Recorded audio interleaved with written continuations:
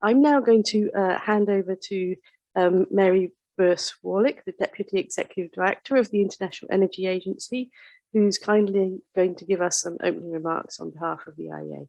Mary. Thank you very much, Melanie. And let me just say good morning from Paris to all of you and good afternoon to everyone joining from Asia. I'm really very pleased to welcome you to the Singapore-IEA Regional Training Program on Efficient Grid Interactive Buildings. And it's so nice to see so many of you have elected to participate in this training event. I'd just like to start by thanking our co-organizers for this event, the Energy Market Authority of Singapore, and my greetings to my good colleague, Mr. Jonathan Goh, who I know will be speaking next. Thank you for your support and that of your team in organizing this event and training today. We've been working together with the Energy Market Authority of Singapore since 2017, actually, on delivering a whole variety of training activities under the Singapore-IEA Regional Training Hub. This is actually the 6th training course organized as part of this particular collaboration. And these annual capacity building events have brought together over 1,000 energy efficiency professionals from across Southeast Asia and beyond. The topic of this year's training, efficient grid interactive buildings, is certainly timely, but it's also complex at the same time. We know that globally, the building sector is one of the main energy consumers, accounting for about 1/3 of global final energy use and energy-related greenhouse gas emissions.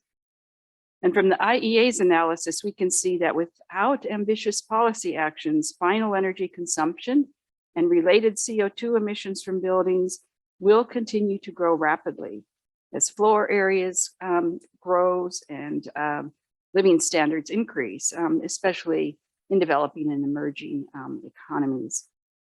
Energy efficiency is, of course, a key component of these needed policy actions. After all, the cheapest and cleanest energy is the energy we do not produce or import.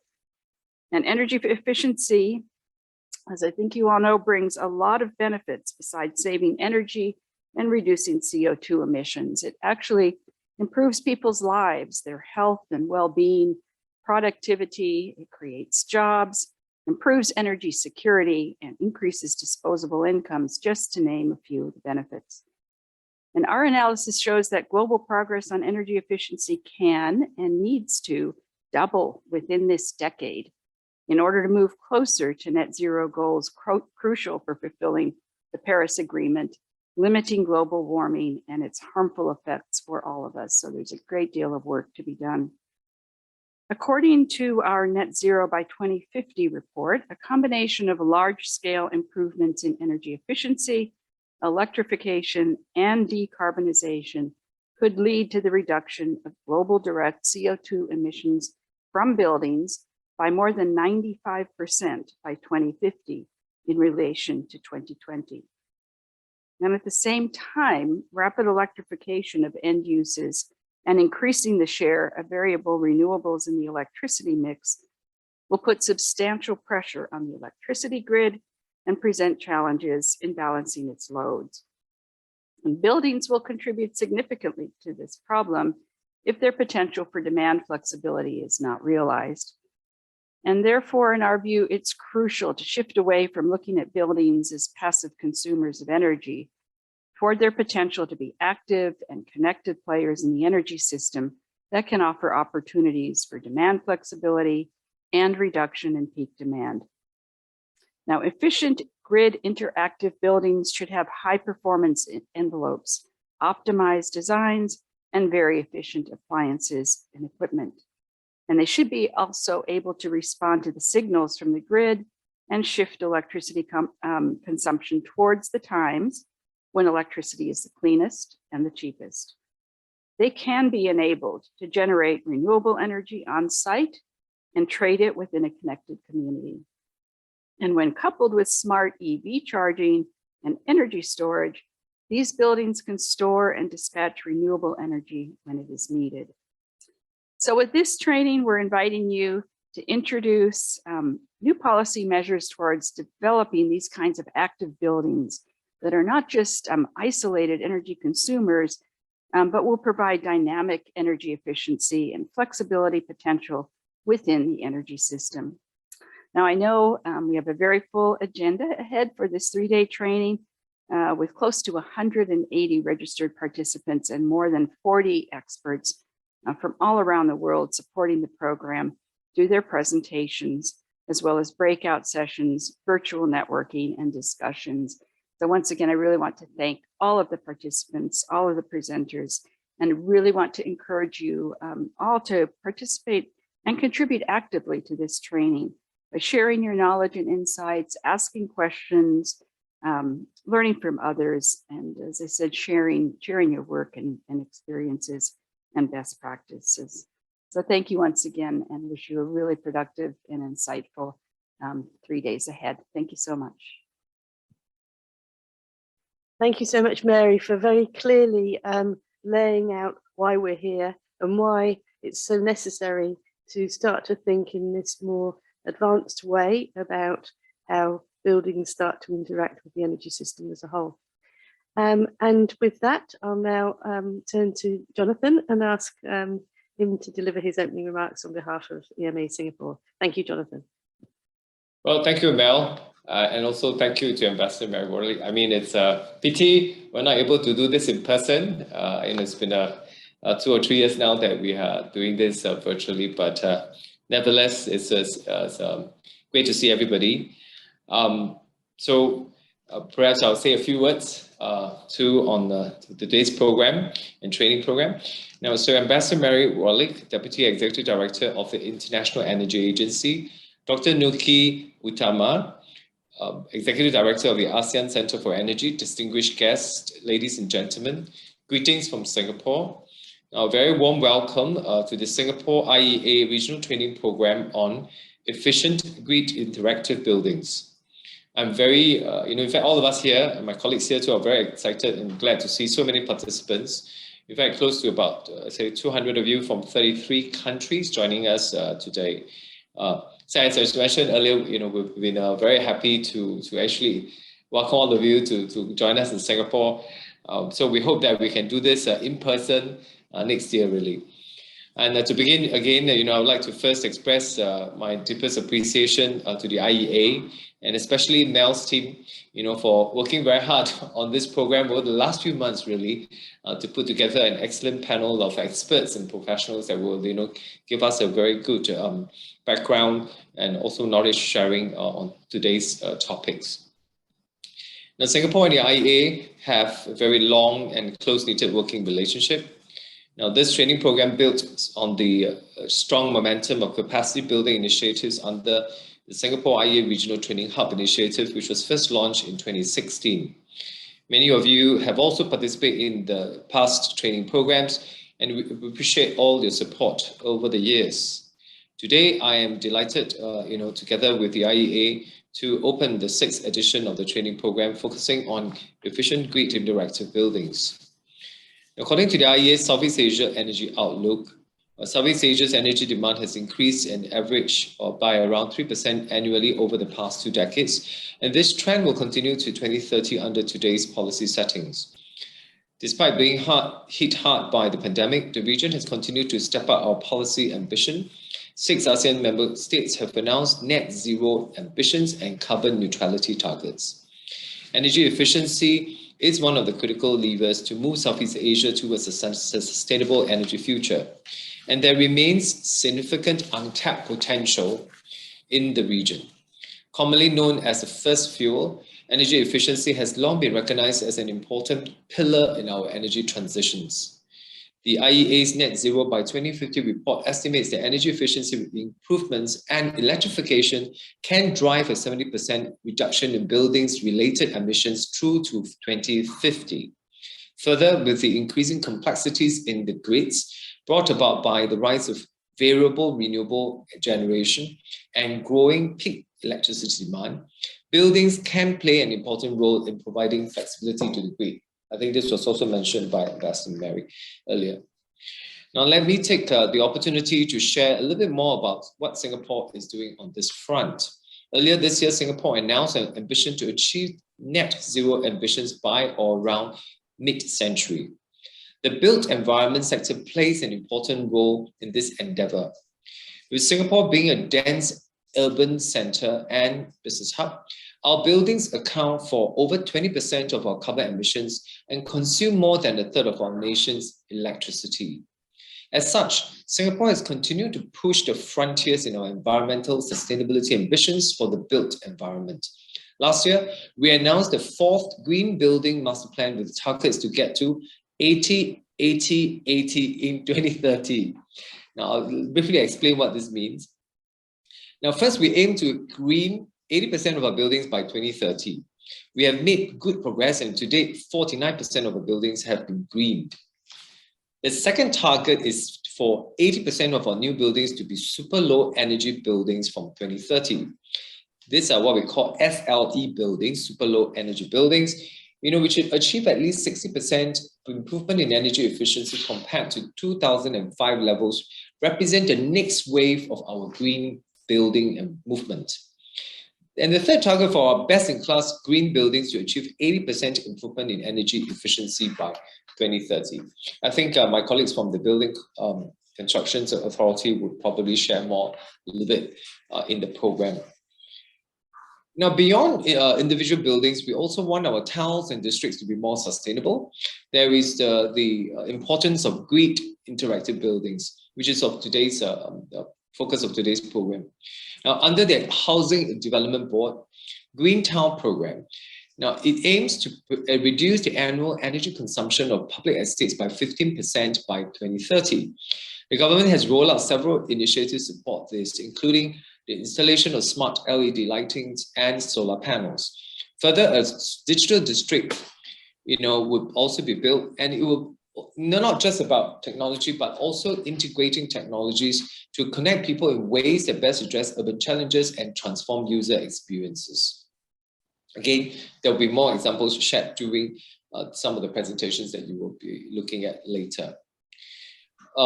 Just to share a little bit more maybe on the ASEAN-IEA cooperation. Now, IEA has provided tremendous expertise to the region of ASEAN over the years, and last year, ASEAN and the IEA celebrated our 10th anniversary of close cooperation. Now, over the past decade, the IEA has provided strong support to the region through robust analysis and numerous capacity building workshops, for example, in the multilateral electricity trading under the ASEAN Power Grid vision. On this note, I'm also pleased to share with all of you that the Lao PDR Thailand Malaysia Singapore Power Integration Project, or what we call as the LTMS PIP, has successfully commenced on 23rd June. Now, this is a historic milestone as the first multilateral cross-border electricity trading involving 4 ASEAN countries, and we believe that this would also contribute to climate change mitigation. The IEA has been a long-standing partner on energy efficiency in ASEAN. One of the key areas of cooperation include the development of ASEAN-IEA roadmap for energy-efficient buildings and construction. The roadmap identified possible energy-efficient and low-carbon actions that governments could consider by 2025, 2030, and beyond. And this serves as a useful reference in the policy-making progress. We hope that today's training will also contribute to these discussions on this particular roadmap.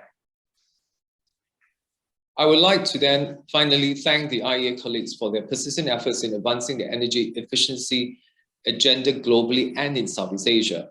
Energy efficiency will continue to feature highly in our priorities for sustainable energy transitions.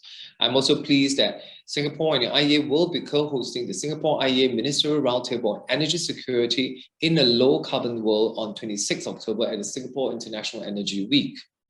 I would like to warmly welcome all of you to join us then. Thank you very much.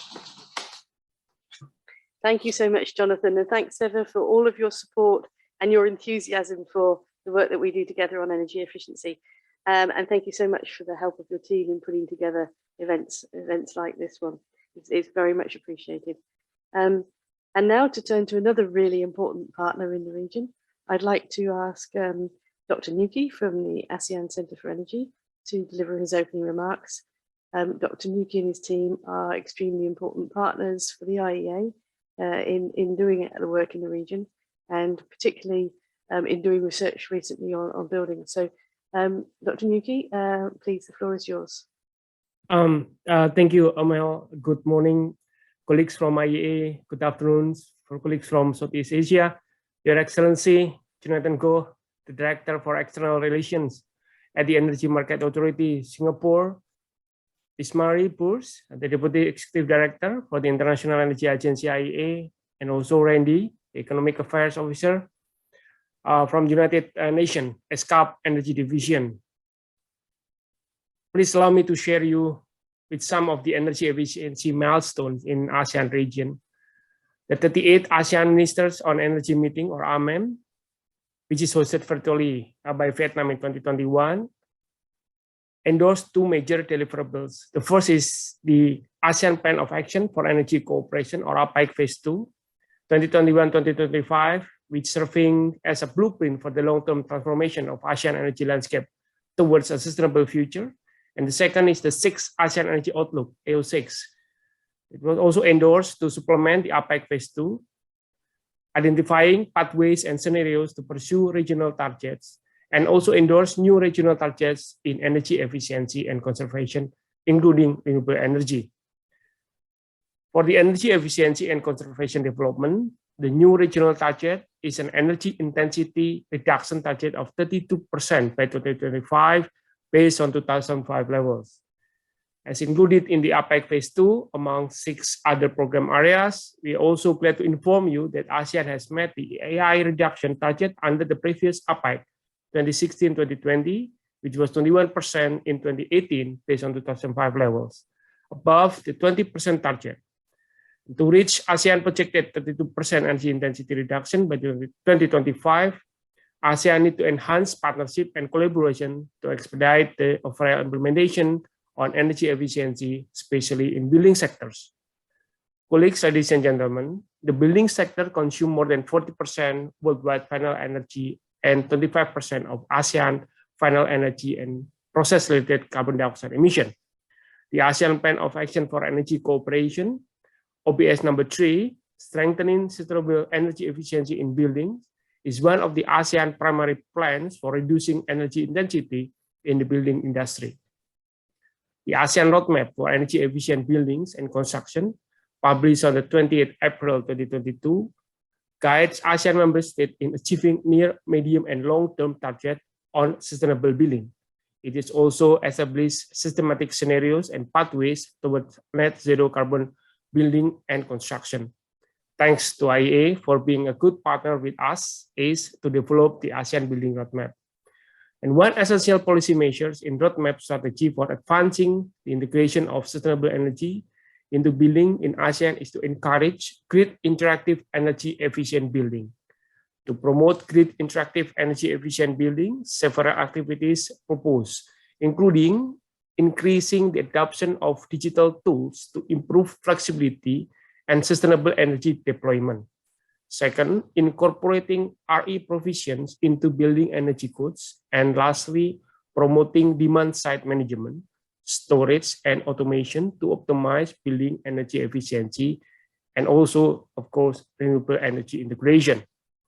And according to the roadmap, the grid interactive energy efficient building in ASEAN are substantially deficient, especially in building rules or policy for integrating on-site demand-side management protocols, storage, and building energy management, and including automation needs.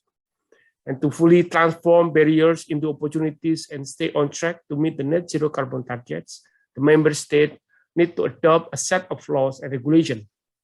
Mapping the stakeholder partnership will help determine which group can contribute to each activity. For an effective implementation, grid interactive efficiency building activities should involve several stakeholders groups. And the roadmap offers comprehensive strategies and ideas to reach the action near-term goal, which each member state can refer to.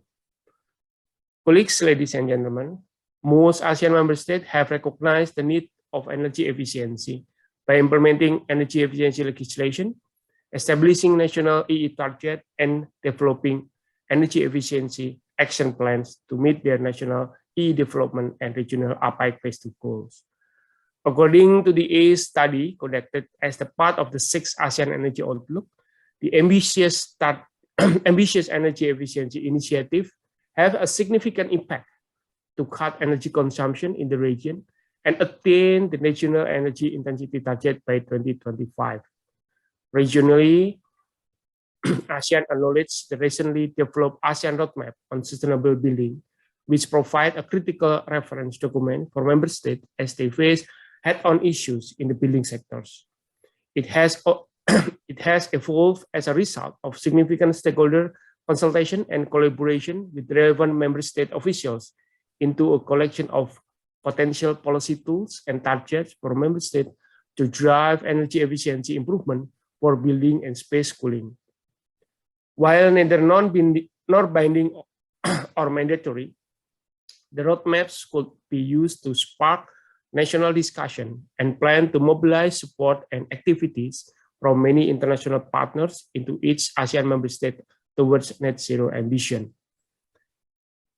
In addition, the ASEAN Center for Energy will continue working with all member states and also IEA, and including several energy efficiency and conservation programs in building sectors, including with the regional and international partners.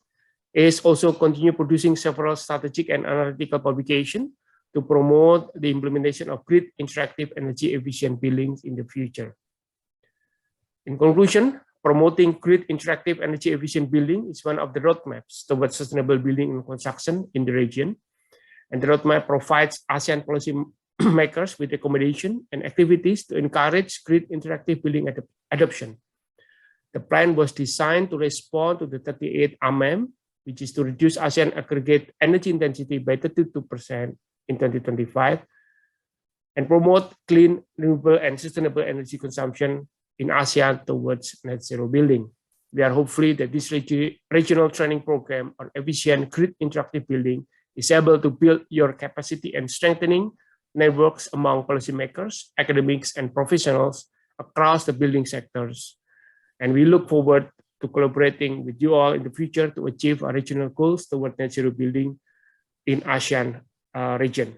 Of course, I would like to thank our partners, the Energy Market Authority of Singapore, EMA, and the International Energy Agency, IEA, for organizing this training program on the important topic that I just mentioned. I hope this training program is timely to promote the GEP topic as one of the key strategies to reduce the increasing projection of energy consumption from building sectors. Thank you very much. Back to you. Thank you so much, Dr. Nuki. Thanks for your collaboration throughout the years, and in particular on this subject.